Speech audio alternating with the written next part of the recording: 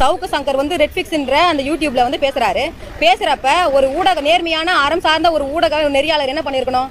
ஒன்று அந்த நேரத்தில் அவரை பேசும்போது தடுத்து நிறுத்தி இதுக்கு கண்டனம் தெரிவிச்சிருக்கணும். நீங்கள் எந்த ஒரு அடிப்படை ஆதாரமும் இல்லாமல் ஒரு ஏடிஜிபி மேலே வந்து ஒரு குற்றச்சாட்டை முன் வைக்கிறீங்க. நீங்கள் பேசக்கூடாதுன்னு பேசிருக்கோம். இல்லை எடிட் பண்ணுறப்ப அதை வந்து கட் பண்ணிருக்கணும். இல்லைன்னா வந்து பீப் ஏதாவது ஒன்று போட்டுருக்கணும். அதெல்லாம் இல்லாமல் இவர் சொன்னதுக்கு எல்லாமே ஆமா ஜாமி போட்டு இவர் ஆமான்னு சொல்லி எல்லாத்தையும் டெலிகாஸ்ட் பண்ணியிருக்காரு. அப்போ முதல் குற்றவாளி யாரு? ஒளிபரப்பு பண்ணது யாரு? அந்த ஃபெலிக்ஸ். அப்போ அந்த ஆள் அரெஸ்ட் பண்ணணும்ல. இப்போ ஒரு காவல்துறை உயர் அதிகாரி கிட்ட பெண் எஸ்ஐக்கள்லாம் வந்து அட்ஜஸ்ட்மெண்ட் பண்ணாதான் அவங்களுக்கு உயர் பதவி கொடுக்குறான்னு இது ஒரு கருத்தா? ஒரு பெண்ணா இருந்து யோசிச்சு பார்க்கணும். வானதி சீனிவாசன்லாம் நான் கேட்குற கருத்தா நான் ஒரு விஷயத்தை நான் சொல்கிறேன். உங்கள் பிஜேபியில் சென்ட்ரல் மினிஸ்டர் பதவிக்கும் எம்பி பதவிக்கும் எம்எல்ஏ பதவிக்கும் நீங்கள் அந்த பதவியில் இருந்து உங்களுக்கு அந்த சீட்டு கொடுக்கக்கூடிய இடத்துல இருக்கக்கூடிய உயர் பதவியில் இருக்கக்கூடிய உங்கள் பிஜேபி கொடுக்கக்கூடிய வானதி சீனிவாசன் அட்ஜஸ்ட்மெண்ட் பண்ணி தான் சென்ட்ரல் மினிஸ்டர் பதவி வாங்குறாங்க. அது சொன்னால் இவங்க கருத்தை எடுத்துப்பாங்களா? ஏற்றுக்க முடியாதுல்ல. அது கருத்து கிடையாதுல்ல. நீங்கள் சொல்கிற பேர்லாம் நான் சொன்னா நீங்கள் மறுபடியும் என்ன வந்து ஏன் இப்படி பேசுறீங்கன்னு கேட்குறேன். ஜெயக்குமார், இந்த சவுக்கு சங்கர், இந்த ஃபெலிக்ஸ், இந்த சீமான் இவங்க எல்லாருமே வந்து இவங்களுக்கு ஆதரவாக தான் நிற்பாங்க. இவங்க எல்லாருமே பெண்களுக்கு எதிரானவங்க. இவங்கெல்லாம் அதை பற்றி பேசுறதுக்கு அருகதி இல்லாத. ஜெயக்குமார்லாம் அருகதி இல்லாதவர் தான். அவர்லாம் அவர் எதுக்கு இதெல்லாம் பற்றி பேசணும்? ஏடிஜிபி அருண் ஐயா அவர்கள் குறித்தும் பெண் காவலர்களை அவதூறாக இழிவாக பேசிய யூடியூபர் சவுக்கு சங்கர், ரெட்ஃபிக்ஸ் யூடியூப் சேனலுடைய ஃபெலிக்ஸ் இவங்க ரெண்டு பேருமே வந்து அவதூறு அடிப்படை ஆதாரமே இல்லாமல் ஏடிஜிபி அவர்கள் குறித்தும் உயர் அதிகாரி குறித்தும் பெண் காவலர்கள் குறித்தும் இழிவாக பேசுறதுனால என்னுடைய தமிழர் முன்னேற்ற படை சார்பாக அவங்க மீது கடுமையான நடவடிக்கை எடுக்க வேணும்னு சென்னை பெருநகர காவல் ஆணையரகத்தில் நாங்கள் புகார் கொடுத்துருக்கோம். புகார் கொடுத்த அடுத்த கணமே இன்றைக்கி வந்து சிஎஸ்ஆர் கொடுத்துருக்காங்க. எஃப்ஐஆர் போட்டு அவங்கள கைது அதாவது அந்த ஃபெலிக்ஸ்ன்றவரை வந்து கைது செய்கிறேன்னு சொல்லியிருக்கிறாங்க. தமிழ்நாட்டில் வந்து பல நூற்றாண்டு காலமாக பெண்ணினம் வந்து இந்த பெண்கள் சமூகம் வந்து தன்னுடைய ஆசாபாசங்கள் எல்லாமே தன்னுடைய மனசுக்குள்ளே கனவாக மட்டும் வச்சுட்டு என்னுடைய பாட்டி காலத்துலலாம் வந்து படிச்சுட்டு கல்வி அறிவு பெற்று அதாவது வழக்கறிஞரா, மருத்துவத்துறையில், அப்புறம் டீச்சரா, பைலட்டா நிறைய தொழிலில் வந்து முன்னேறி வரணும் அப்படின்னு அந்த கனவாகவே இருந்த சூழ்நிலையில் இடைப்பட்ட காலத்தில் ஐயா காமராஜர், கக்கன், ஜீவா, தந்தை பெரியார், அறிஞர் அண்ணா போன்றவர்கள் பெண்ணினத்தை மீட்டு பெண்களுக்கு சுதந்திர இந்தியாவில் விடுதலை அடிமை கட்டுக்கிற இருந்த பெண்களை வந்து மீட்டு கல்வி அறிவு பெற்று இன்றைக்கி எல்லாருமே ஒரு பொசிஷனில் எல்லாருமே உயர் பதவியில் இன்றைக்கி அறிவு சார்ந்து உடல் வலிமை சார்ந்த துறையில் வந்து இன்றைக்கி சாதிச்சுட்டு இருக்காங்க. இந்த சூழ்நிலையில் அந்த காலத்தில் பார்த்தீங்கன்னா ஒரு குடும்பத்தில் வந்து பெண் குழந்தைங்கள்லாம் வந்து பிறந்தாங்கன்னா கள்ளிப்பால் ஊற்றி பெண்களை வந்து சாகடிப்பாங்க. ஏன்னா அந்த குடும்பத்தில் அந்த பெண்கள் வந்து பிறந்தால் அது வந்து ரொம்ப பாரம், அவங்கள வந்து வளர்த்து ஆளாச்சுனால அவங்களுக்கு வந்து பணச்செலவு வந்து பாரம்னு சொல்லி கோழி குஞ்சுகளை சாகடிக்கிற நெற்பயிர்களை போட்டு கொத்தாக சாவடித்த பெண்ணினத்தை இன்றைக்கி தான் கல்வி அறிவு பெற்று இன்றைக்கி மீண்டு வெகுண்டெழுந்து இன்றைக்கி எல்லா துறையிலும் சாதிக்கிறாங்க. இப்போ இப்படி வளர்ந்து வர இந்த பெண்ணினத்தை வந்து திடீர்னு இது போல் இழிவான சொல்லி பாலுங்கழத்தில் மீண்டும் எங்களை போய் தள்ளுறீங்க. நான் என்ன சொல்லனா, சவுக்கு சங்கர் வந்து இந்த விஷயத்த பேசுகிறப்ப நீயும் ஒரு தாய் வகத்தில் தானே பிறந்திருப்ப, நீயும் ஒரு பெண்ணுடைய கருவில் இருந்து தானே வந்திருப்ப, உன் வீட்லேயும் உங்கள் அக்கா தங்கச்சி இருப்பாங்கல்ல, அதை மனசில் அது வந்து நீங்கள் யோசித்து பார்க்காம நீங்கள் வந்து ஒரு ஊடகன்ற பெயரில் நீங்கள் பேசுகிறீங்க. சவுக்கு சங்கர் வந்து அவர் வந்து காவல்துறையில் அது விஜிலன்ஸ் டிபார்ட்மெண்ட்டில் அவர் பணி நீக்கம் செய்யப்பட்டிருக்காரு. எதுக்காக பணி நீக்கம் செய்யப்பட்டார் யாருக்காவது தெரியுமா? அது இந்த நிமிஷம் வரைக்கும் அவர் வாயால் கூட சொன்னதில்லை. அவரும் பாலியல் ரீதியான ஒரு பெண்ணை சீண்டிட்டு தான் அவர் பணி நீக்கம் செய்யப்பட்டு வந்திருக்காரு. அவர் வந்து வெறும் தியாகம் பண்ணிட்டோ விஜிலன்ஸ் டிபார்ட்மெண்ட்டில் வந்து லஞ்சம் ஊழலை ஒழிச்சிட்டோ அவர் வந்து பணி நீக்கம் பணியில் வந்து வெளியேறி வரலை. அந்த ஆளே வந்து பெண்கள்கிட்ட தவறான முறையில் வந்து நடந்துட்டு காவல்துறை அந்த விஜிலன்ஸ் டிபார்ட்மெண்ட் பணி நீக்கம் செய்யப்பட்டு தூக்கி வெளியே எறிஞ்சாங்க. நீ வெளியே வந்து சமூக ஆர்வலர்ன்ற பெயர்லையும் பத்திரிகையாளர்ன்ற பெயரில் சவுக்கு மீடியான்னு சொல்லிட்டு ஒரு மீடியாவை நீ ஒரு யூடியூப் சேனலை ஆரம்பிச்சுட்டு அந்த யூடியூப் அதாவது உலகத்திலேயே மிக சிறந்த ஜேர்னலிசம் ஊடகவியாளர்கள் சிறந்தது வந்து தமிழ்நாட்டில் இருக்கக்கூடிய ஊடகவியலாளர்கள் தான். ஏன்னா தமிழ்நாட்டில் இருக்கிற ஊடகத்துக்கு தான் வந்து அறமும் நேர்மையும் இருக்கும். அந்த அறத்தையும் நேர்மையும் கெடுக்கும் வகையிலையும் சிதைக்கும் வகையிலையும் யூடியூபர் சவுக்கு சங்கரும் அவர் பேசின அந்த பேச்சை வந்து ரெட்ஃபிக்ஸில் வந்து வெளியிட்ட ஃபெலிக்ஸ்ன்றவனும் தவறாக வந்து சித்தரித்து இந்த ஊடகத்தோடைய நற்பெயரை வந்து கெடுத்துருக்குறாங்க. இன்றைக்கி வந்து சவுக்கு சங்கர் அவர்களை வந்து கைது செய்யப்பட்டிருக்காங்க. ஆனால் ஒரு மீடியாவில் வந்து அது சட்டத்துக்கு புறம்பான வகையில் எந்த ஒரு அடிப்படை ஆதாரமும் இல்லாமல் இன்றைக்கி அதாவது நீ இப்போ வந்து இவர் வந்து அவருடைய காவல்துறை பணிக்கு நேராக படிச்சுட்டு வந்து நேராக வந்து சேரலை. அவங்க அப்பா இறந்த உடனே சவுக்கு சங்கரோட அப்பா இறந்தோன்னா அவருடைய வேலை தான் வந்து அவங்க மகனுக்கு கிடச்சிருக்காங்க. இவர் 1ஆவதுலேருந்து கஷ்டப்பட்டு உழைச்சி படித்து முன்னேறி அந்த பணிக்கு வரல. ஆனால் காவல்துறையில் ஏடிஜிபியாக இப்போ பணியில் இருக்கக்கூடிய அருண் ஐயா அவர்கள் வந்து 1ஆம் வகுப்புல இருந்து இன்னைக்கு ஐபிஎஸ் படிக்கிறதுக்கு அவர் எவ்வளோ கஷ்டப்பட்டிருப்பாரு. அவரோட உழைப்பு, தியாகம், அவர் எவ்வளோ நேர்மையாக ஒரு பதவியில் வந்து அமர்றாருன்னா, நீங்கள் ஒட்டுமொத்தமாக ஒரு அரசாங்கத்தை நீங்கள் விமர்சனம் பண்ணணும்னா யார் மூலியமா தூண்டுதலின் பேரை நீங்கள் விமர்சனம் பண்ண வெளிப்படையாக ஒரு ஆம்பளை டு ஆம்பளை தான் மோதணுமே தவிர இது இடையில வந்து பெண்ணினத்தையும் பெண்களையும் வந்து கொச்சப்படுத்தி பேசக்கூடாது. நீங்கள் அமீசை வச்ச ஆம்பளை தானே, ஒரு ஆம்பளை கிட்ட வந்து உங்களுக்கு வந்து அவர் அதாவது மிகவும் ஒடுக்கப்பட்ட சமுதாயத்திலேருந்து வரவங்க, மிகவும் பிற்படுத்தப்பட்ட சமுதாயத்திலேருந்து வரவங்க உயர் பதவியில் வந்து இங்கே அமரக்கூடாதுன்று நேசிக்கிறவங்க தான் உங்களுக்கு வந்து இன்றைக்கி வந்து உங்களுடைய கைதுக்கு வந்து கண்டனம் தெரிவிச்சிருக்காங்க. இப்போ சவுக்கு சங்கர் கூட பார்த்தீங்கன்னா பாஜக தான் இன்றைக்கி ஆதரவு கொடுத்து இவ்வளோ வேலையும் செய்ய வச்சது பாஜக தான். ஒரு எதிர்கட்சின்னு இருக்கக்கூடிய ஒரு அரசாங்கத்தை எதிர்க்கணும்னா வெளிப்படைத்தன்மை, நேர்மையாக, தைரியமாக எதிர்க்கணும். இது போல் வந்து பின்வழியாக வந்து முதுகில் குத்துறது அப்படிலாம் இருக்கக்கூடாது. சவுக்கு சங்கர் பொறுத்த வரைக்கும் பல ஆங்கிளில் யோசித்து பார்த்தா சாதிய வன்மத்தோடும் ஏடிஜிபி அவர்களை வந்து பேசியிருக்கிறார். அவர் வந்து ஏடிஜிபி பதவியில் உட்காரக்கூடாதுன்னு என்னன்னு தெரியல. ஏன்னா அவர் அவ்வளோ பெரிய, அதாவது தமிழ்நாட்டுக்கு சட்ட ஒழுங்குக்கு வந்து பாதுகாப்பு ஏடிஜிபி தான், சட்ட ஒழுங்கு ஏடிஜிபி. அப்போ ஏடிஜிபியே இது போல் ஒரு தவறில் ஈடுபடுறாரு, நீ எந்த ஒரு அடிப்படை ஆதாரமே சொல்லலைன்னா அப்போ சமூக விரோதிகள் என்ன பண்ணுவான்? கஞ்சா அடிச்சுட்டு நேரம் உன் வீட்டுக்குள்ளே பூந்தானா சும்மா இருப்பியா? இதே சவுக்கு சங்கர் சொல்கிறா போல் அப்போ என்ன சமூக விரோதி கஞ்சா அடிக்கிறவன் என்ன பண்ணுவான்? ஏடிஜிபியே இந்த மாதிரி தவறெல்லாம் பண்ணுறாங்கன்னு ஒருத்தர் வீடியோவில் சொல்லியிருக்காரு, அப்போ நம்மளும் செய்யலாண்டான்னு சொல்லிட்டு உன் வீட்டில் வந்து உன் பொண்ணை கையை பிடிச்சி எடுத்தா சும்மா இருப்பானா? சும்மா இருக்க மாட்டிங்களா? அப்போ நீங்கள் வந்து தமிழ்நாட்டில் சட்ட ஒழுங்கு இப்போ அமைதியாக இருக்கிற சூழ்நிலையில் நீ சட்ட ஒழுங்கு கெடுக்கிற வகையில் நீங்கள் இப்போ பணியில் இருக்கக்கூடிய ஒரு ஏடிஜிபி அவர்களை வந்து இப்படி ஒரு கொச்சியான இடத்துல எந்த ஒரு அடிப்படை ஆதாரமே இல்லாமல் பேசுகிறேன்னா உங்களை பின்னின்று இயக்கிறது யார்? உங்களுக்கு அது போல் பேச சொல்லி அது போல் ஒரு சேனலில் வந்து உங்களுக்கு அதை ஒளிபரப்ப சொன்னது யார்? காவல்துறை அவங்க மீது கடுமையான நடவடிக்கை எடுத்து அவங்கள இந்த மாதிரி பேச சொல்லியோ அதை எடிட் பண்ணாமையே ஒரு சேனலில் நீங்கள் இப்போ ஒளிபரப்பு செய்கிறீங்கன்னா அதை ஒளிபரப்பு பண்ணுறதுக்கு உங்களுக்கு பணம் கொடுத்து ஒளிபரப்பு பண்ண சொன்னது யார்? அப்போ இவங்களுக்கு பின்புலத்தில் ஆள் இருக்காங்க. ஆள் இல்லாமலாம் இப்படி வந்து தைரியமாக பேச முடியாது. அது மட்டும் இல்லாமல் கருத்துன்றாங்க. சவுக்கு சங்கர் பேசுறது கருத்தா? கருத்துக்கும் அவதூறும் பிரித்து பார்த்து தமிழ்நாட்டில் உள்ள சில அரசியல் கட்சி தலைவர்கள் கண்டனம் தெரிவிக்கணும். கருத்துக்கும் அவதூறுக்கும் வந்து வித்தியாசமே தெரியாதா உங்களுக்குலாம்? கருத்துக்கும் அவதூறுக்கும் வித்தியாசமே தெரியாத சவுக்கு சங்கருக்கு கருத்து சுதந்திரத்துக்கு எதிராக திமுக அரசாங்கம் வந்து அவர் மீது வழக்கு போட்டு சிறையில் வச்சுருக்காங்க அப்படின்னா கருத்துக்கும் அவதூறுக்கும் மொத்தம் வித்தியாசம் தெரிஞ்சுட்டு அப்புறம் வந்து பேசணும். இப்போ நான் ஒரு கருத்து சொல்கிறேன், மீடியாவில் எல்லாம் லைவில் டெலிகாஸ்ட் பண்ணுவீங்களா? இப்போ பிஜேபியில் இருக்கக்கூடிய ஒரு லேடியை வந்து கருத்து சுதந்திரத்துக்கு எதிராக வழக்கு போட்டிருக்குன்னு சொல்கிறாங்க. அதே வானதி சீனிவாசன் அவர்களை நான் ஒரு கருத்தாக நான் சொல்கிறேன். இப்போ எல்லாருமே நீங்கள் லைவ் டெலிகாஸ்ட் பண்ணுவீங்களா சொல்கிற கருத்தை? அதை நீங்கள் கருத்தாக ஏற்றுப்பீங்களா? எடிட் பண்ணி தானே போடுவீங்க, இல்லை பீப் போட்டு தானே போடுவீங்க. இப்போ ஒரு காவல்துறை உயர் அதிகாரிக்கிட்ட பெண் எஸ்ஐக்கள்லாம் வந்து அட்ஜஸ்ட்மெண்ட் பண்ணாதான் அவங்களுக்கு உயர் பதவி கொடுக்குறான்னு இது ஒரு கருத்தா? ஒரு பெண்ணாக இருந்து யோசித்து பார்க்கணும் வானதி சீனிவாசன்லாம். நான் கேட்குறேன் கருத்தாக நான் ஒரு விஷயத்தை நான் சொல்கிறேன். உங்கள் பிஜேபியில் சென்ட்ரல் மினிஸ்டர் பதவிக்கும் எம்பி பதவிக்கும் எம்எல்ஏ பதவிக்கும் நீங்கள் அந்த பதவியில் இருந்து உங்களுக்கு அந்த சீட்டு கொடுக்கக்கூடிய இடத்துல இருக்கக்கூடிய உயர் பதவியில் இருக்கக்கூடிய உங்கள் பிஜேபி இருக்கக்கூடிய வானதி சீனிவாசன் அட்ஜஸ்ட்மெண்ட் பண்ணி தான் சென்ட்ரல் மினிஸ்டர் பதவி வாங்குறாங்க. அது சொன்னால் இவங்க கருத்தை எடுத்துப்பாங்களா? ஏற்றுக்க முடியாதுல்ல, அது கருத்து கிடையாதுல்ல. அப்போ இவங்க வந்து பெண்களை வந்து தமிழ்நாட்டில் பெண் காவலர்கள், ஒரு பெண் காவலர்கள், நான் 17 வயசுலேருந்து நான் பெண் காவலர்கள் நான் பெண்களுடைய நீதி நியாயத்துக்காக அவங்க என்ன அணுகியிருக்கிறேன். ஒவ்வொரு பெண்ணும் ஒரு எஸ்ஐ தேர்வு எழுதி அவங்க உடல் வலிமையை வந்து தேர்த்தி அவங்க குடும்ப வாழ்க்கை, புருஷன், பொண்டாட்டி, குட்டி, சமூகத்துக்கு எல்லாமே பேஸ் பண்ணி தான் இன்னைக்கு காவல்துறையெல்லாம் வராங்க பெண் காவலர்கள்.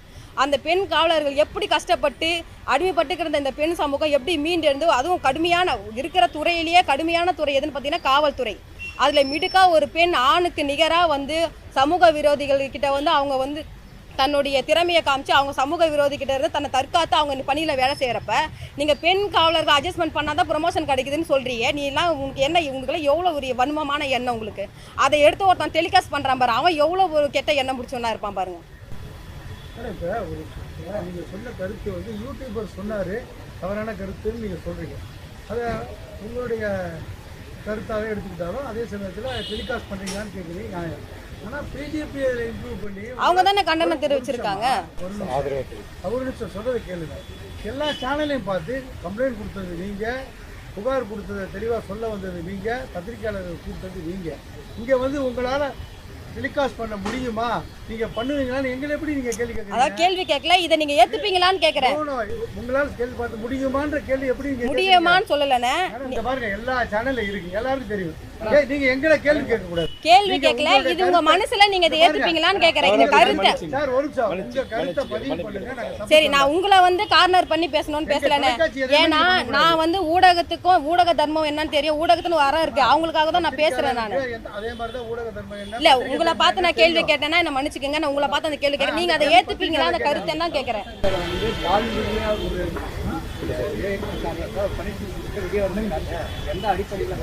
இல்ல, நிறைய செய்தி ஊடகத்துலலாம் வந்து அவர் இந்த காரணத்துக்காக தான் வந்து பணி நீக்கம் செய்யப்பட்டிருக்கா நிறைய ஊடகத்துல பேசியிருக்காங்க. ஆதாரத்தோட தான் பேசியிருக்காங்க. ஆதாரம் இல்லாம பேசினா அவர் கம்ப்ளைண்ட் கொடுத்து அவர் மேல புகார் கொடுத்து என் மேல அவதூறு பரப்புறேன்னு சொல்லிட்டு அவருக்கு புகார் கொடுத்துருக்கலாம்ல, ஏன் அமைதியா இருக்க வேண்டியது இருக்கு? வெளியே வந்து கொடுக்கட்டும். ஆமா ஆமா, வெளியே வந்து கொடுக்கட்டும். அவர் எவ்வளவு கம்ப்ளைண்ட் அதை பேஸ் பண்ண நான் தயாரா இருக்கேன்.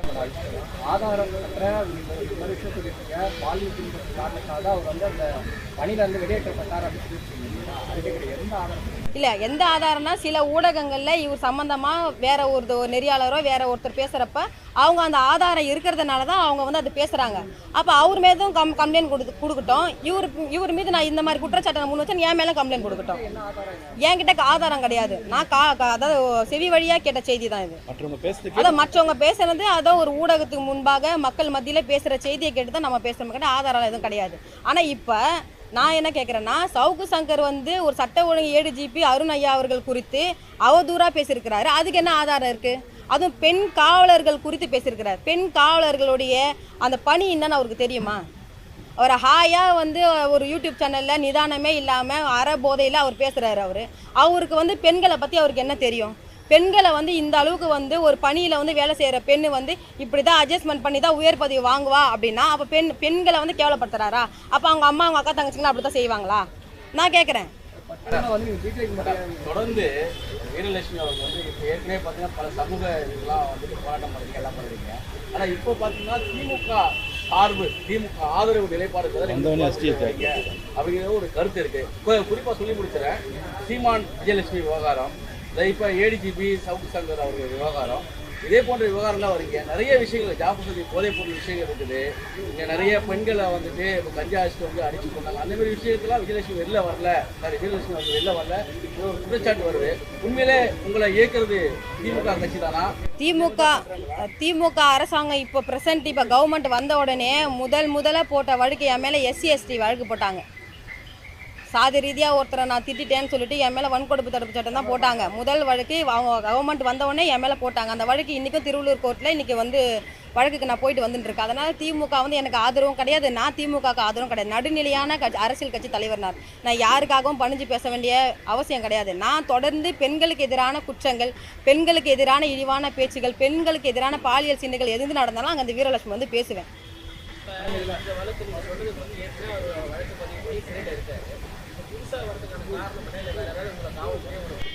இல்லை சே, எனக்கு காவல்துறை வந்து என்னை கூப்பிட்டு சொல்ல வேண்டிய அவசியம்லாம் கிடையாது. இதில் வந்து ஒரு விஷயத்தை வந்து கொலை பண்ணுறவனை விட கொலை பண்ணுறவனை தூண்டுறது தான் முதல் குற்றவாளி. அப்போ சவுக்கு சங்கர் வந்து ரெட்ஃபிக்ஸ்ன்ற அந்த யூடியூப்பில் வந்து பேசுகிறப்ப ஒரு ஊடக நேர்மையான அறம் சார்ந்த ஒரு ஊடக நெறியாளர் என்ன பண்ணியிருக்கணும்?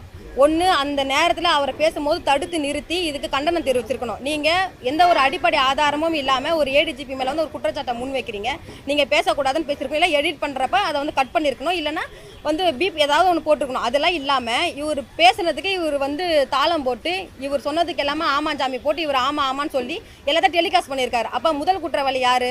ஒளிபரப்பு பண்ணது யார்? அந்த ஃபெலிக்ஸ். அப்போ அந்த ஆள் அரெஸ்ட் பண்ணணும்ல. அப்போ காவல்துறை இன்னும் அரெஸ்ட் பண்ணாதனால நான் கம்ப்ளைண்ட் கொடுத்துருக்குறேன்.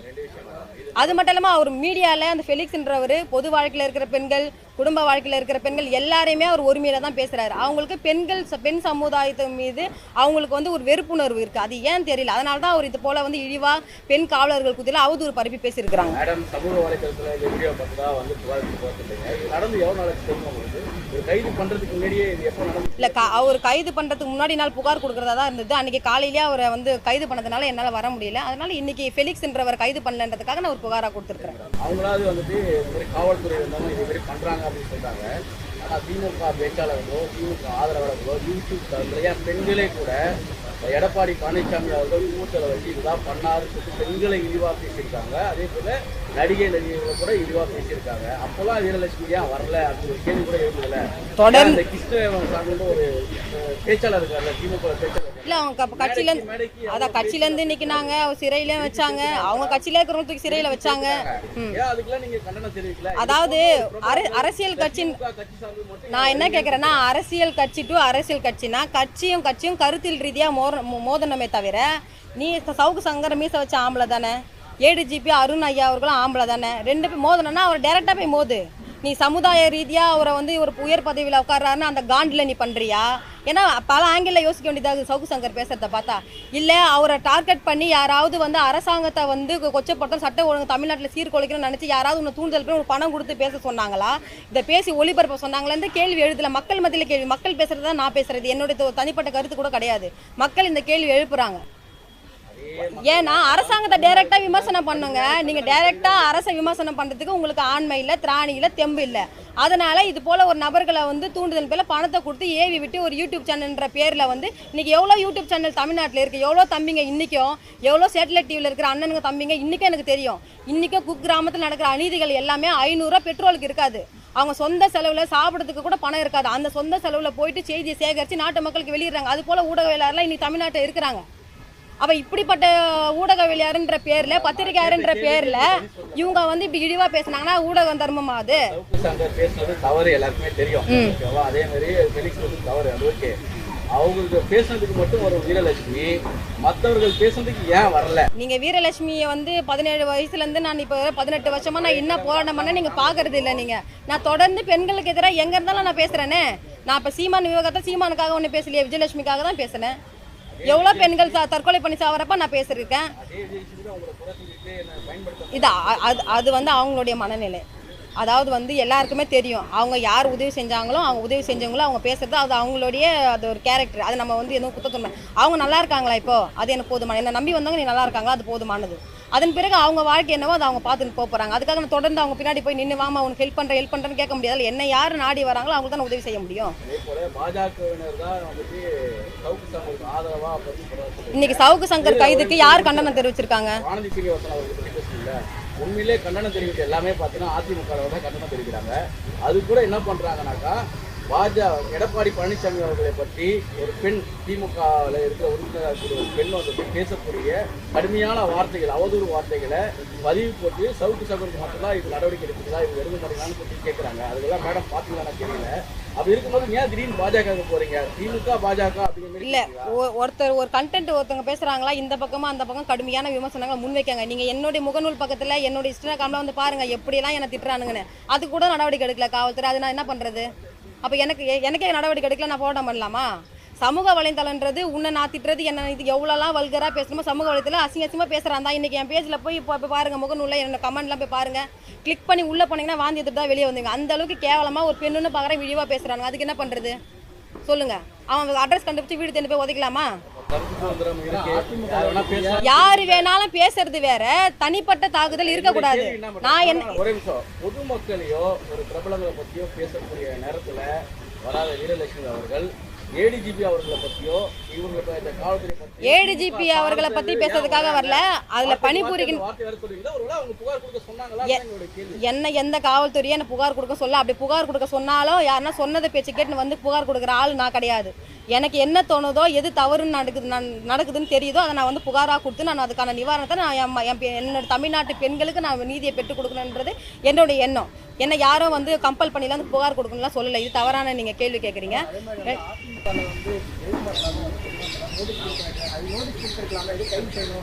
நான் நீங்கள் சொல்கிற பேர்லாம் நான் சொன்னேன்னா நீங்கள் மறுபடியும் என்ன வந்து ஏன் இப்படி பேசுகிறீங்கன்னு கேட்குறேன். இந்த ஜெயக்குமார், இந்த சவுக்கு சங்கர், இந்த ஃபெலிக்ஸ், இந்த சீமான், இவங்க எல்லாருமே வந்து இவங்களுக்கு ஆதரவாக தான் நிற்பாங்க. இவங்க எல்லாருமே பெண்களுக்கு எதிரானவருங்க. இவங்கெல்லாம் அதை பற்றி பேசுறதுக்கு அருகதி இல்லாத. ஜெயக்குமார்லாம் அருகதி இல்லாதவர் தான் அவர்லாம். அவர் எதுக்கு இதெல்லாம் பற்றி பேசணும்? தொடர்ந்து சீமான விஷயத்தில் கூட தான் அவர் கண்டனம் தெரிவித்தார் எங்களுக்கெல்லாம். பெண்கள் சம்பந்தப்பட்ட விஷயத்தில் வீக்காக இருக்கிறவங்க எல்லாருமே வந்து சவுக்கு சங்கருக்கு ஆதரவு தெரிவிப்பாங்க. இன்னைக்கு தமிழ்நாட்டில் வந்து யார் யார் கண்டனம் தெரிவிச்சிருக்காங்க சவுக்கு சங்கருக்கு? PK சசிகலா கண்டனம் தெரிவிச்சிருக்காங்க. வானதி சீனிவாசன், திருப்பதி நாராயணன் சொல்லிட்டு ஒருத்தர் பிஜேபியில், இவங்க தானே கண்டனம் தெரிவிச்சிருக்காங்க. வேறு யார் தமிழ்நாட்டில் ஏதாவது தமிழ் அமைப்பு, தமிழ் தேசிய அமைப்பு யாராவது கண்டனம் தெரிவிச்சிருக்காங்களா கேளுங்க. சீமான் கண்டனம் தெரிவிச்சிருக்காரு. மற்றவங்க யாராவது தெரிவிச்சிருக்காங்களா கேளுங்க. யாருமே கிடையாது. ஏன்னா இவர் பேசுறது வெட்ட வெளியில் ரெக்கார்டிக்கலாம் தப்பு.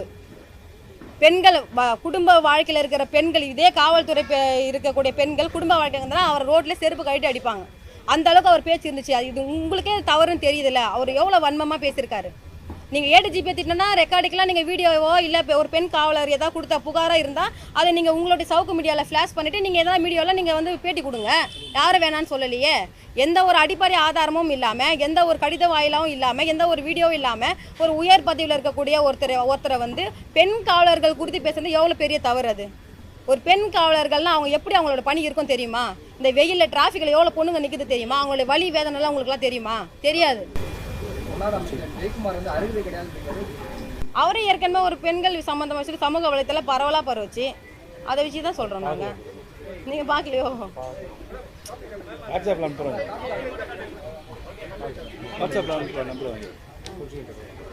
வாட்ஸ்அப்பில் வேணா அனுப்புகிறேன். நான் ஜெயக்குமார் நான் வீடியோவோடு அனுப்புகிறேன்.